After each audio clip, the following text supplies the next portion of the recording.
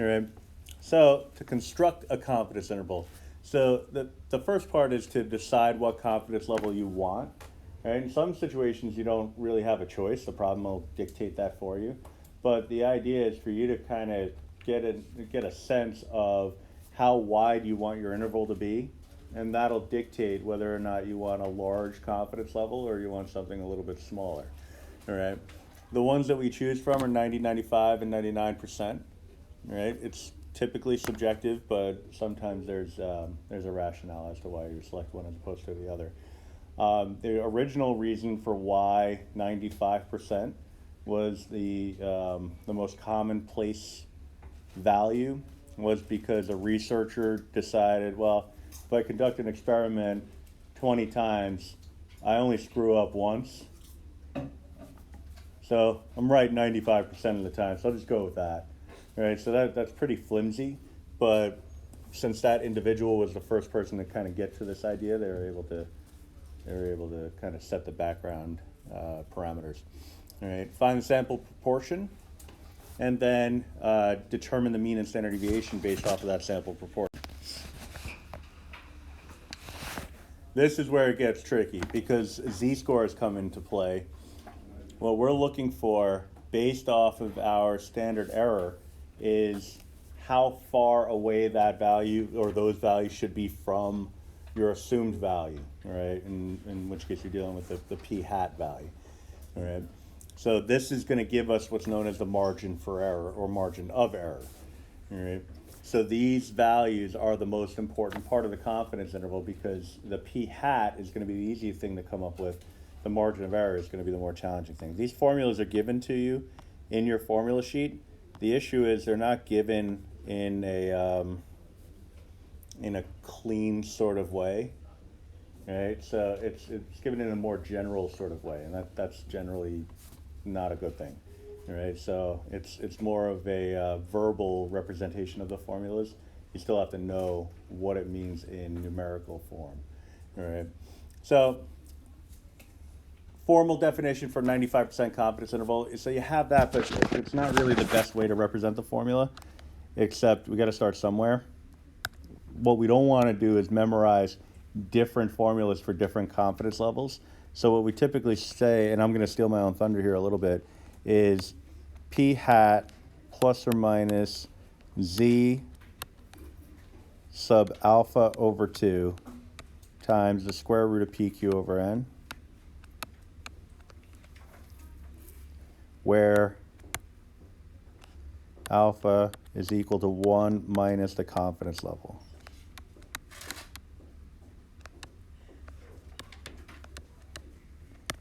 All right, so we're finding the z-score corresponding with half of the alpha value and multiplying that by our margin for error, and then adding that to and subtracting it from our point estimate, right, p hat, or the sample proportion. It all means the same thing.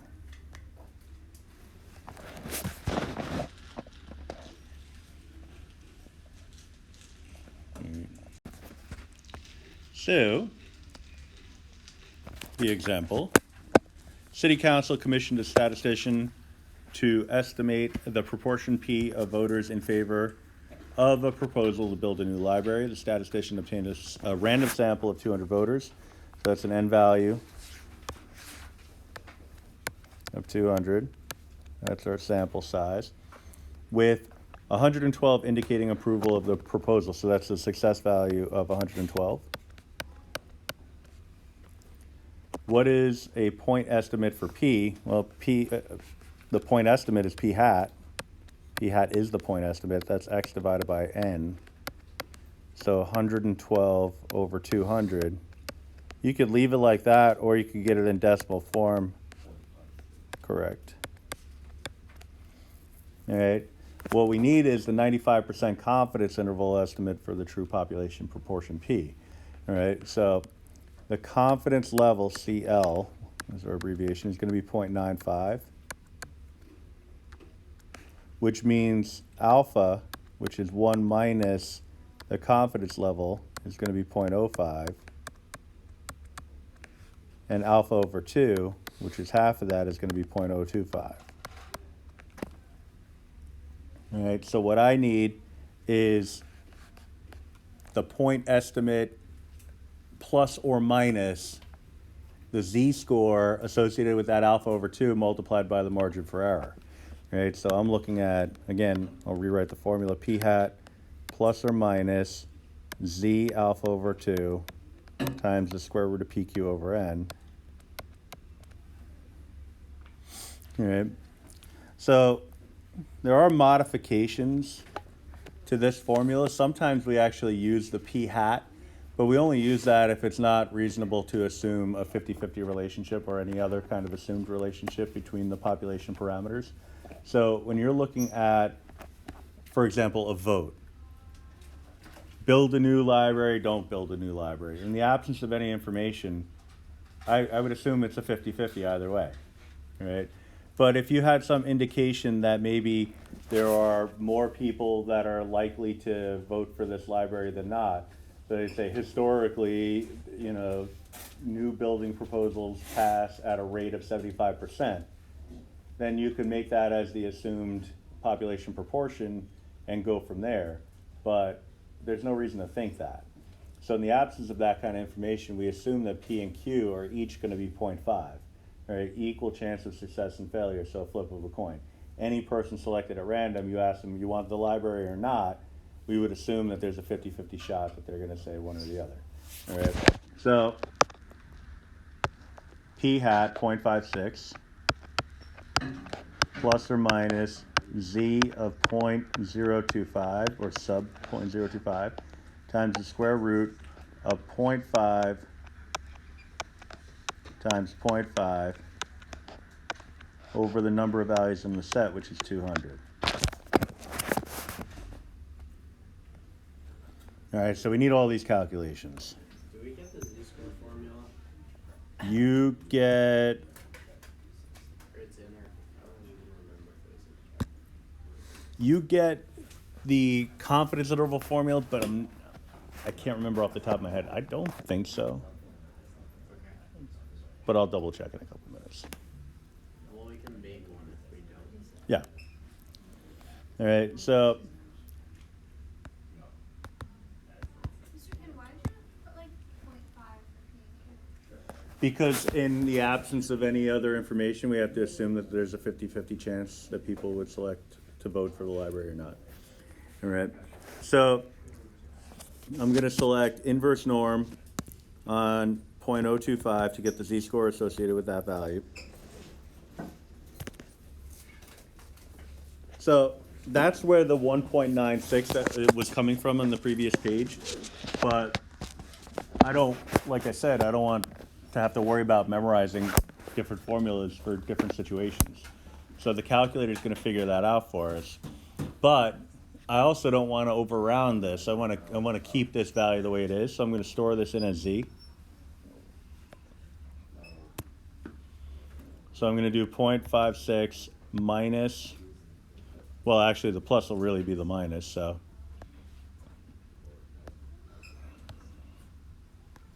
z times the square root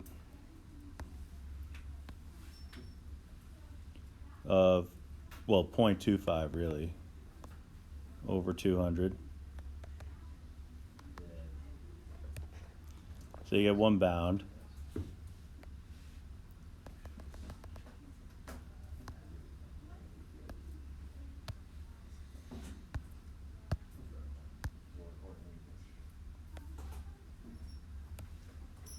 So we're getting our two bounds here.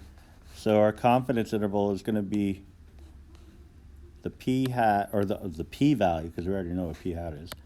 P, if my pen decides to work, is going to be between approximately 0.491 and 0.629.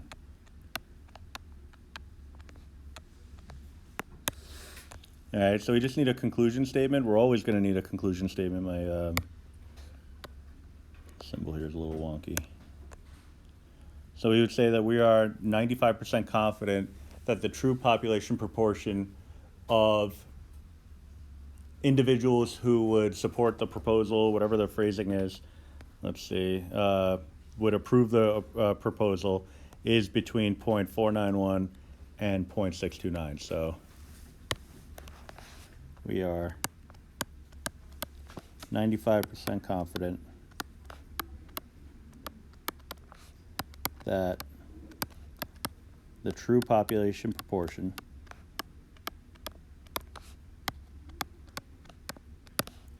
of voters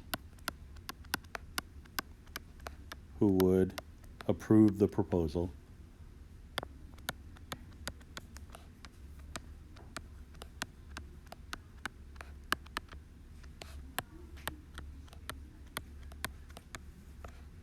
is between 0.491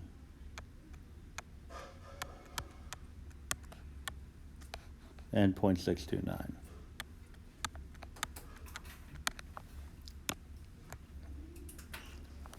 All right. Does the amount of people in the city matter at all? Well, that helped us determine the margin for error, which in turn helped us determine the confidence interval. So, I yes. mean, we have a sample of 200. Right. But a sample out of what? Is that it? Oh, you're talking about, okay, gotcha. Population. Yeah, it does matter, but since they didn't give us that information, what we have to do based on the problem is assume that the sample size is sufficient to represent the population. Yeah, that's a good question. So, what we get from this is like the idea that we should be able to draw a meaningful conclusion. Aside from just a templated response to answer a question, we should be able to draw a conclusion about whether or not this vote is likely to pass. So if you want it, like, somebody's collecting this information to determine whether or not they're going to get the necessary votes to build the library, is that going to happen here? So that's the big question. What do we think? Yeah. More than likely, yes. More than likely, yes, he says. Well, what defines something as being more than likely? Well, within your confidence interval, you have a majority of your confidence interval would allow you to win the vote, Right, but it's all equivalent, like, probability to happen within the confidence interval, which is the issue.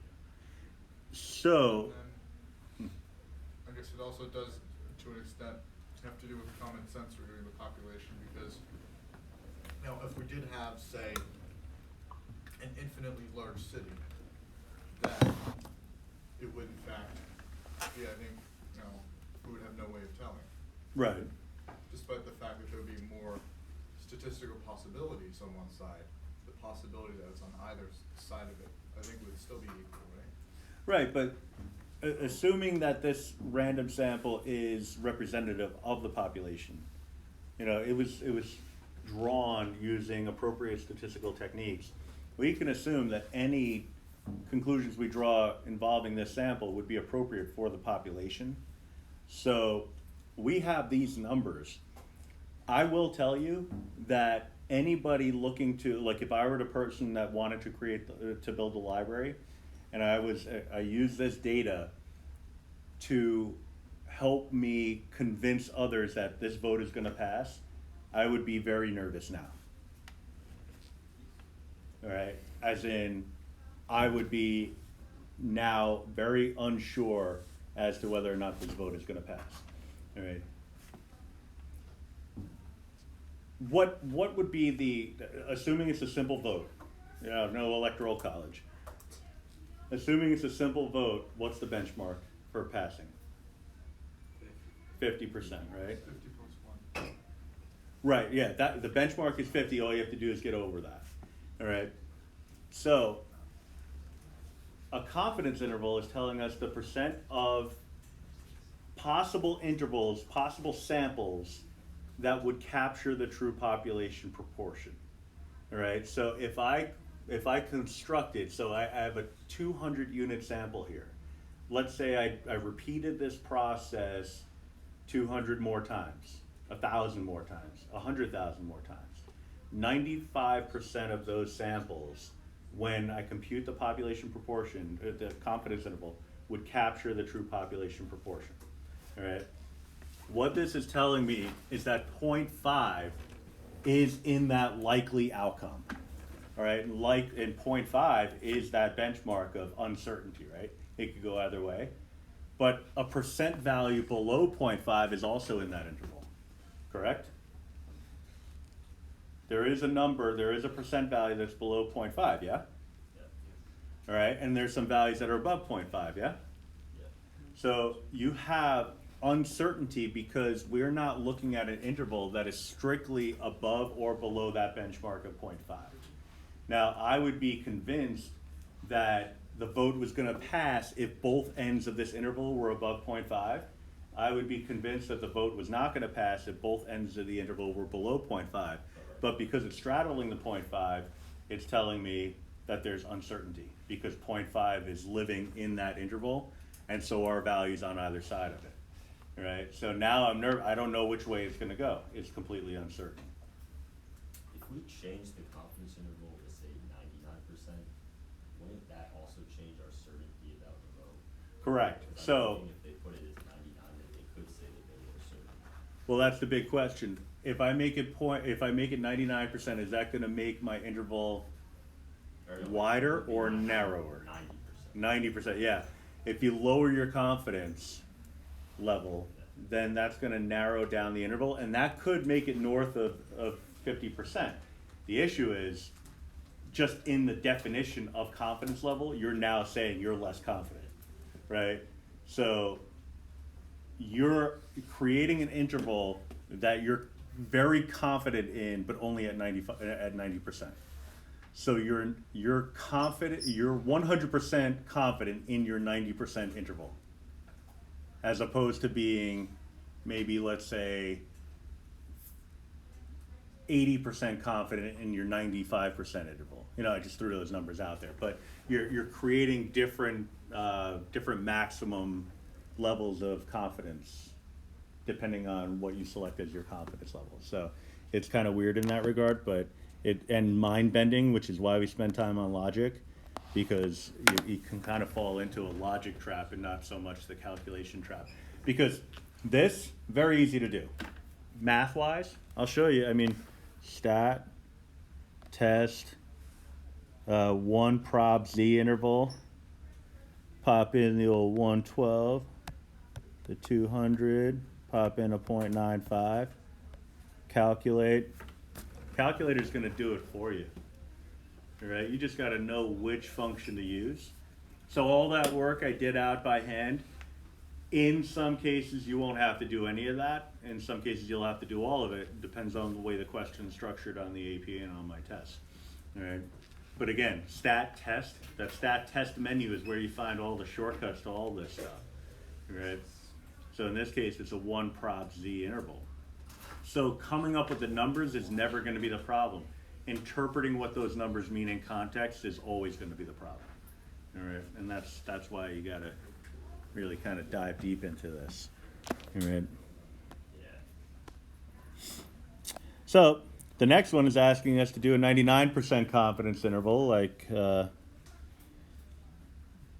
Evan recommended. So stat test, 1 prob z interval, just do the same stuff.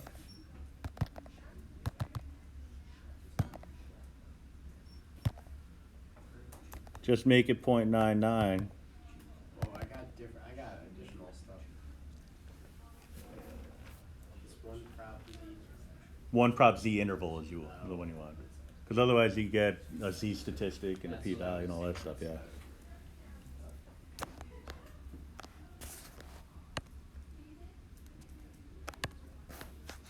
All right, so you're going to still have your p hat plus or minus z alpha over 2 times the square root of pq over n.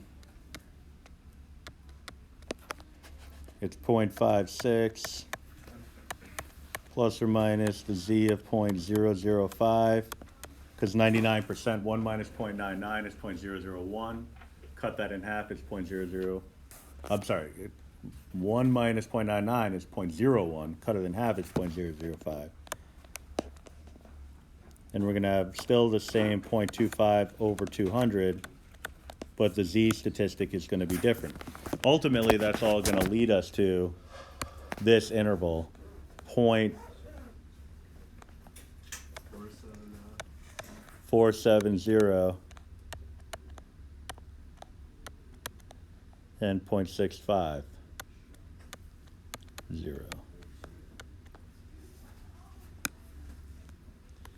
All right, so it would be the same sentence, so, you know, I'm not gonna insist that you write it again, but the same sentence, except you're gonna replace the 95% with 99%, you're gonna change your two bounds. All right, but that is what we were talking about, the idea that if I increase my confidence level, it's gonna increase the interval itself, or the length of the interval. And that makes sense based on some of the things that we've been talking about. If I were to say, you know, I always go with the age thing. What are you more confident about? If I asked you to guess an interval of my age, that I'm in between the ages of, you know, 40 and 41, or I'm in between the ages 25 and 65. You know, which are you more confident about in terms of the interval? 25, 65. It's a wider interval. There's more leeway.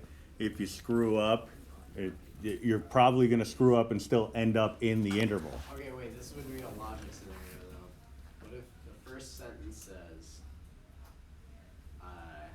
Roger is 10 years old, and then which of these is a more sufficient confidence interval? A newborn to 90 or 9 to 11? Because they just told you. So if you know If the they population, tell you the answer, do you pick the interval that includes it and is most specific? You should ask Roger. Well, like they just told. yeah, I Roger. think we would need Roger's opinion on this, and you know, possibly Patricia's, Edwin's, Okay. Bart's. Three of the four fastest speed. Yeah. Bring back old time. So just like that wouldn't happen. Yeah, because you wouldn't estimate a population parameter if you already know it. Yeah.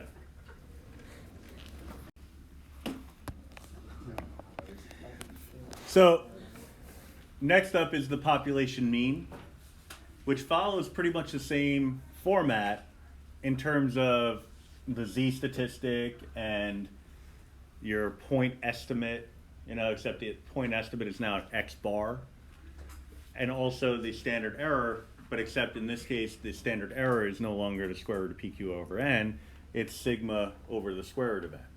All right, so it's the same structure, just different ways of getting the necessary ingredients.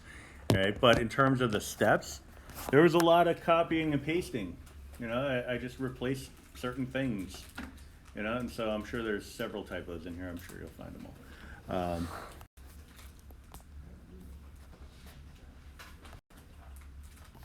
All this we talked about, but let's hop into an example.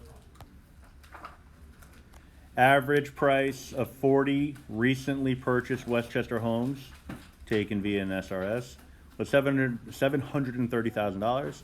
Assume that the true standard deviation of Westchester home prices of recently purchased, of homes recently purchased, is sigma equals 60,000. Construct a 95% confidence interval estimate for the true average price of all recently purchased homes in Westchester. All right, so we have the sample of 40 recently purchased homes, but we don't know how many of them were recently purchased, and we're assuming that there are some defining characteristics of what constitutes being recently purchased, and that the conclusions for this study would only apply to others in a similar situation.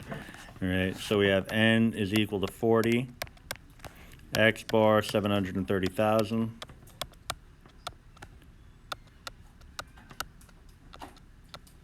My comma wasn't working.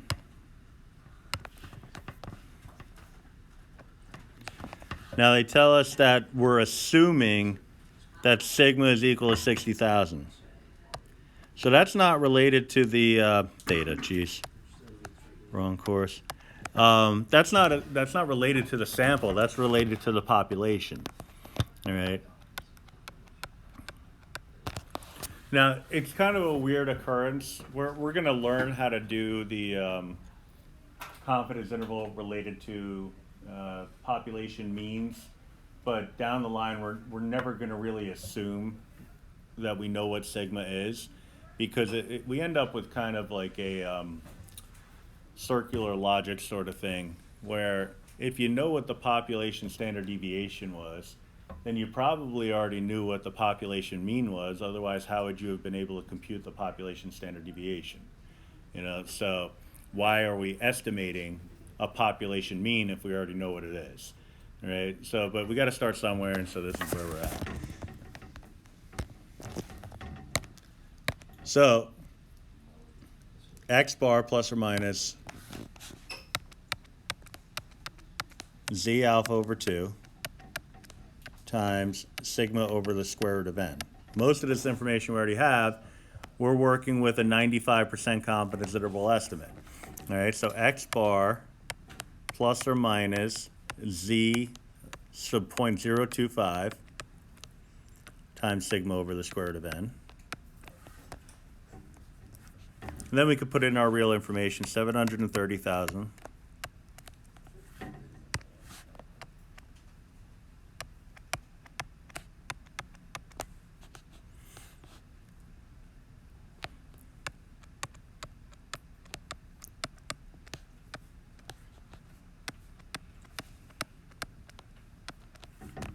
And it was 40 homes, so over root 40. Now, even if this is an AP question, and they wanted you to show all the work, you'd really only have to get down to this step before you can kick over to the calculator and just do it all there anyway. Because really, how would they know the difference one way or the other? But I am going to show you both ways. So second bars, inverse norm, again 0.025. It's going to be the same value because it's the same function. All right. So again, store that in as z in case you missed it the first time. So we have that. So we're doing 730,000 plus or minus. We got to do them both anyway. So, but since my z-score came up negative, I'm going to do the positive first. So z times 60,000 over the square root of 40. So my low bound is going to be 711,406. 0.15. 149 is fine. You would think. But we still have to adhere to the rounding instructions. So it's not dollars, it's monies. It's monies.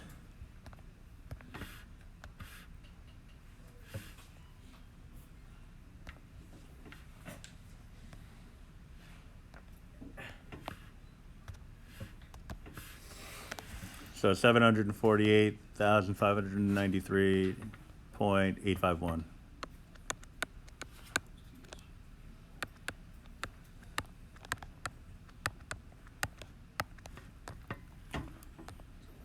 All right, so we do need the statement, and conclusion writing is going to be a big deal, but you know, when we're taking notes, we're not always going to have to write the conclusion, but you should know how to write it. We are 95% confident that the true population mean, true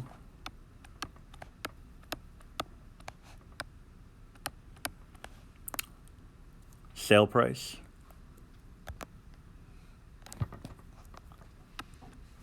I'll just say price of recently purchased homes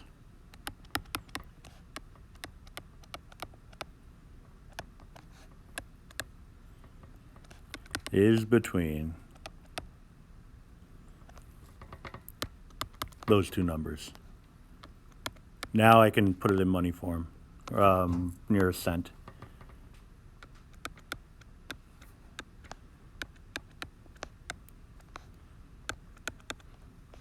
So the confidence interval itself, when you're putting it in bound form, should be rounded appropriately, but when you're putting it in context, you could round it in a way that makes sense with the context of the situation.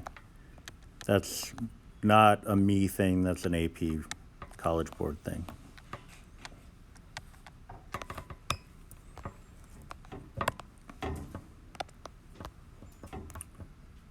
Huh. I don't know what I did. That was weird. All right, so with 95% confidence, we're looking at a dollar amount for these homes in Westchester being in that interval. But again, it's an average quantity, right? So we're not necessarily saying that 95, this is the common misconception. People would say 95% of all homes in Westchester are gonna fall in this interval price-wise. If that were the case, then maybe more people would move to Westchester. But instead, people are moving out of Westchester. Even though $700,000+ seems like a lot of money, it's really not in certain areas. In some areas, depending on what you're getting. I mean, if you're getting a 2-bedroom condo in Yonkers or something like that, yeah, that's a lot of money. Or White Plains, like I have. Like my condo is $250,000. Right? If I had to pay $700,000 for my 2-bedroom condo, I would be thinking about like New Jersey, Pennsylvania, international waters, squatting, you know, like basement of Q, like different sorts of options. But there are some parts of Jersey that are very, very nice, but for the most part, yes. South Jersey, just complete and utter trash. Yeah. Basically, when it goes from being Giants country to Eagles country, wherever that line is, like once you get into Eagles country, it's all just straight up garbage. So yeah, forget it. So you don't want to be part of that. Disgusting.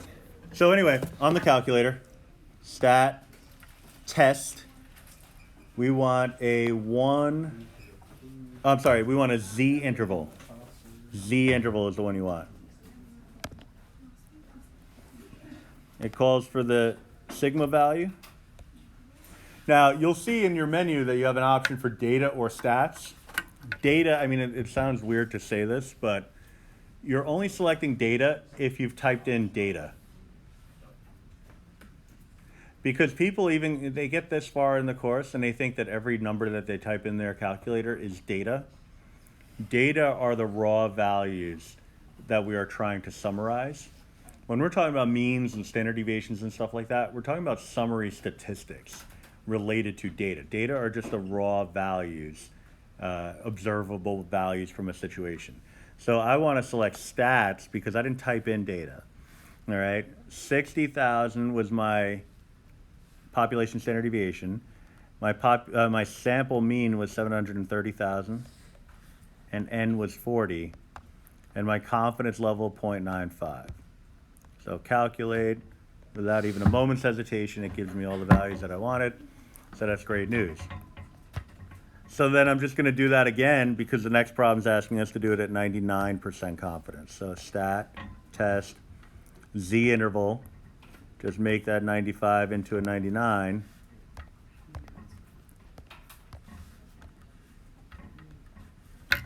And so we're talking about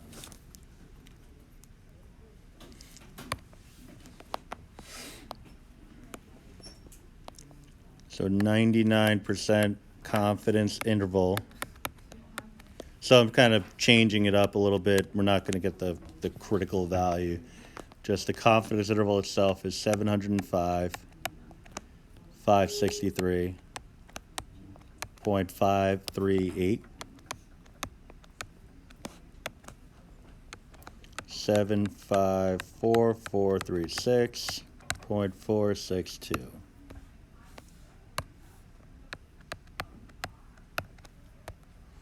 All right, so our 99% confidence interval estimate,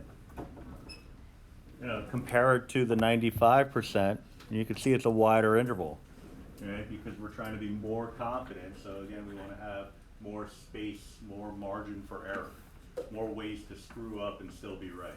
Just wondering, isn't this asking us for like the Z score for 99? It was. So I just changed that up to come up with the actual the interval itself.